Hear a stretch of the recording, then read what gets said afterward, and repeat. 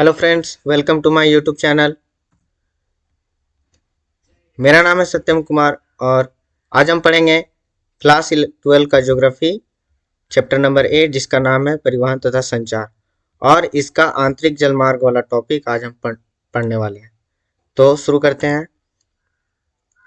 आंतरिक जलमार्ग में आपको 5 नदी के बारे में पढ़ने हैं। पहला है राइन नदी, दूसरा डेन्यूब नदी,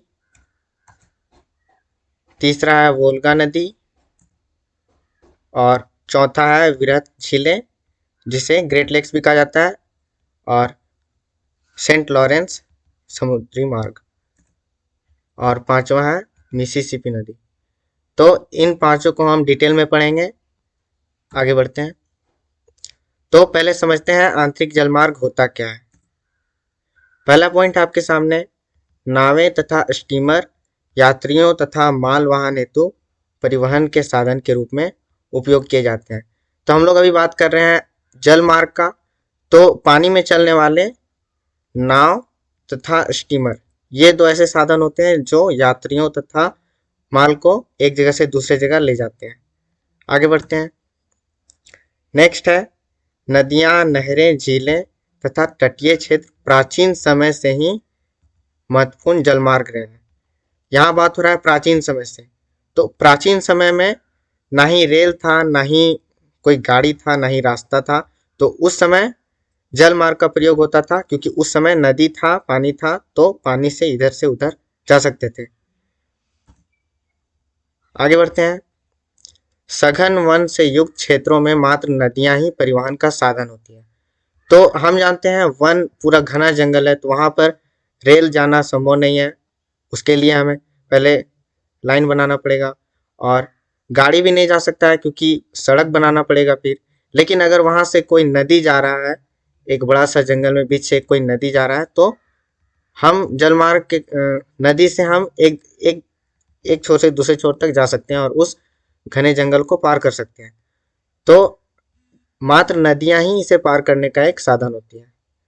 नेक्स्ट है अत्यधिक भारी वस्तुएं जैसे कोयला, सीमेंट, इमारती लकड़ी तथा धात्विक अयस्क इत्यादि का आंतरिक मार्गों द्वारा यातायात किया जा सकता है।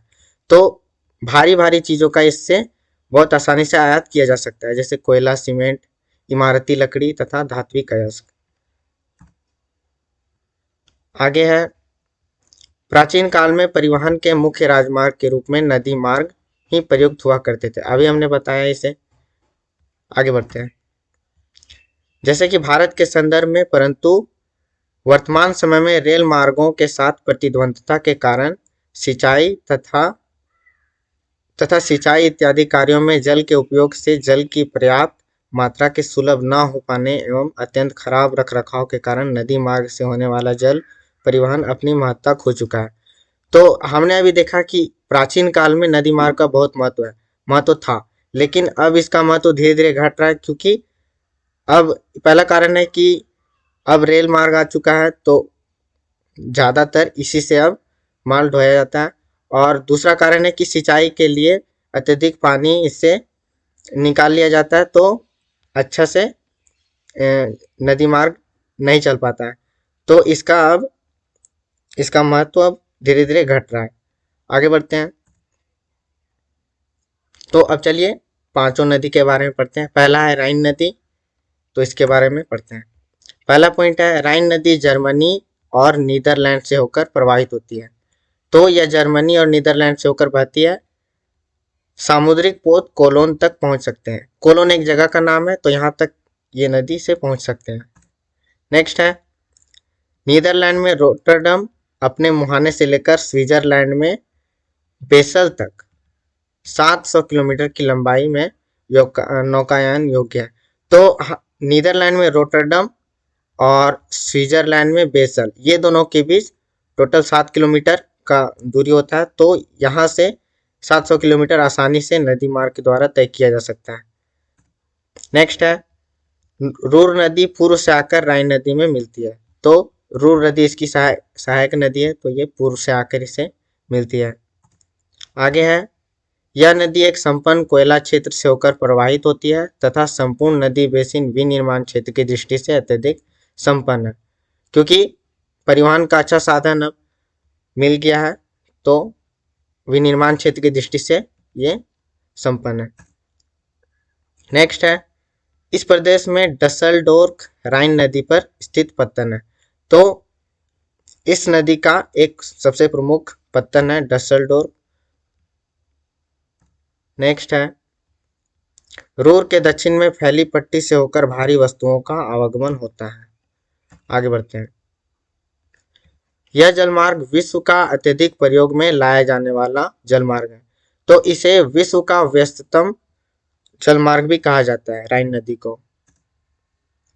अब देखते हैं यहाँ, प्रतिवर्ष 20,000 से भी अधिक समुद्री जलयान तथा 2 लाख आंतरिक मालवाहक पोत वस्तुओं एवं सामग्रियों का आदान प्रदान होता है, इसलिए इसे विश्व का व्यस्ततम जलमार्ग कहा जाता है। आगे बढ़ते हैं। यह जलमार्ग स्विट्जरलैंड, जर्मनी, फ्रांस, बेल्जियम तथा नीदरलैंड के औद्योगिक क्षेत्रों को उत्तरी अटलांटिक समुद्री मार्ग से जोड़ता है। इसे मैप में अच्छे से देखेंगे क्या बोला जा रहा है।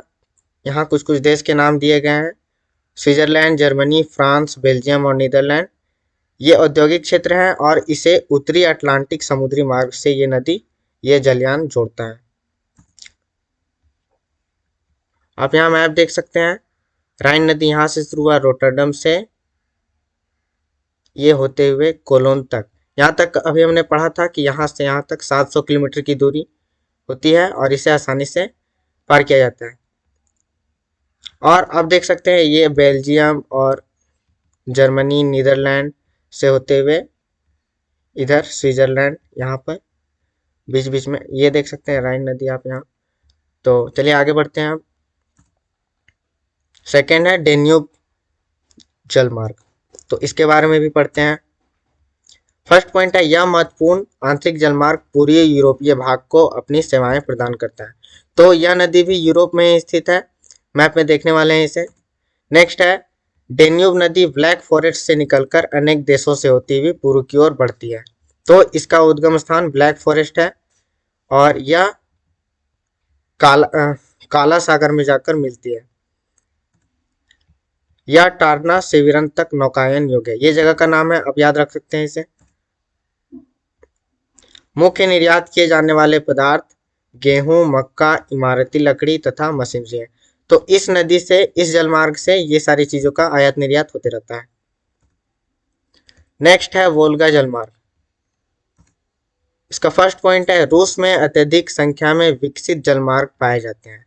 अब रूस की बात करें तो वहां बहुत सारे नदी पाए जाते हैं, जिनमें से वोल्गा सर्वाधिक महत्वपूर्ण है।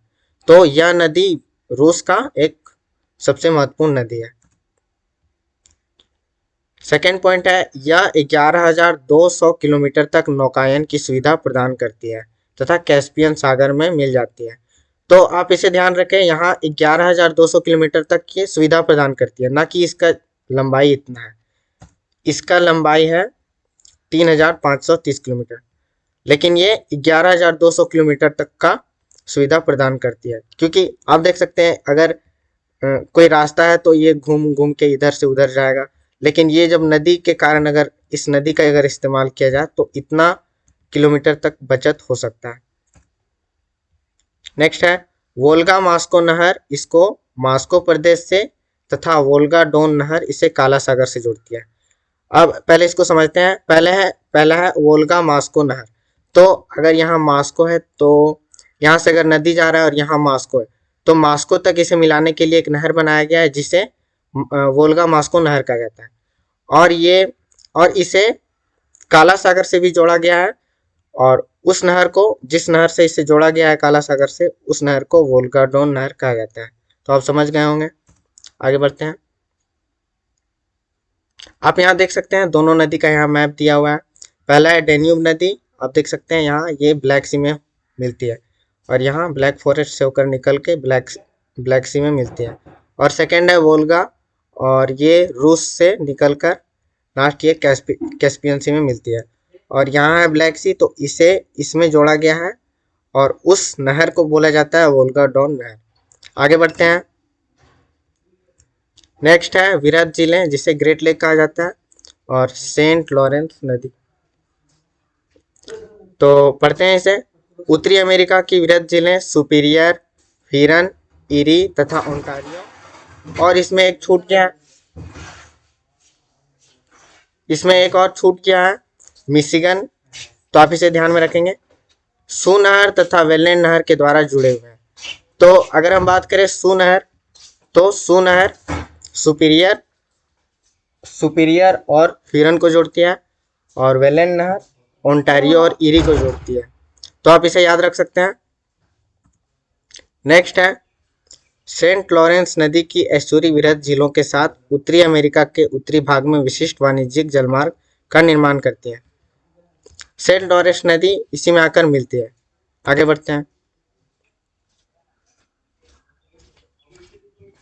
इस मार्ग पर स्थित मुख्य पत्तन डुलूथ और बुफेलो सभी आधुनिक समुद्री पत्तन की सुविधाओं से युक्त है। डुलूथ और बुफेलो पत्तन का नाम है, अभी मैप में देखने वाले हैं इसे।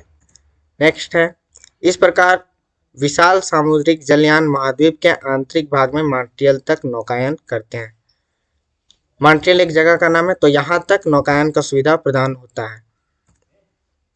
आप देख सकते हैं यहाँ पांचों लेक का नाम दिया हुआ है।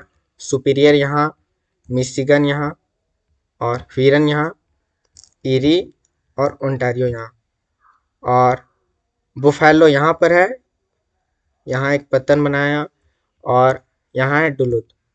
तो आप यहाँ देख सकते हैं, और इधर है मॉन्ट्रियल। तो यहाँ तक नौकायन का सुविधा प्रदान होता है। आप समझ गए होंगे। अंतिम है मिसिसिपी नदी। मिसिसिपी ओहियो जलमार्ग संयुक्त राज्य अमेरिका के आंतरिक भागों को दक्षिण में मैक्सिको की खाड़ी के साथ जोड़ता है। तो संयुक्त राष्ट्र अमेरिका से ये शुरू होता है और दक्षिण में मैक्सिको की खाड़ी तक ये नौकायन का सुविधा प्रदान करता है। नेक्स्ट है लंबे स्टीमर इस मार्ग के द्वारा मिनियापोलिस तक जा सकते हैं। ये एक जगह का नाम है, तो इस स्टीमर के द्वारा यहाँ तक ये जाया जा सकता है। आप यहाँ देख सकते हैं, ये अमेरिका का पार्ट है, यहाँ पर यूनाइटेड स्टेट्स। तो ये यहाँ से शुरू होते हुए ये होते हुए मैक्सिको की खाड़ी तक जाता है। तो आप समझ चुके होंगे। तो आज का टॉपिक यहीं होता है खत्म। मिलते हैं अगले वीडियो में। Thanks for watching. जय हिंद, जय भारत।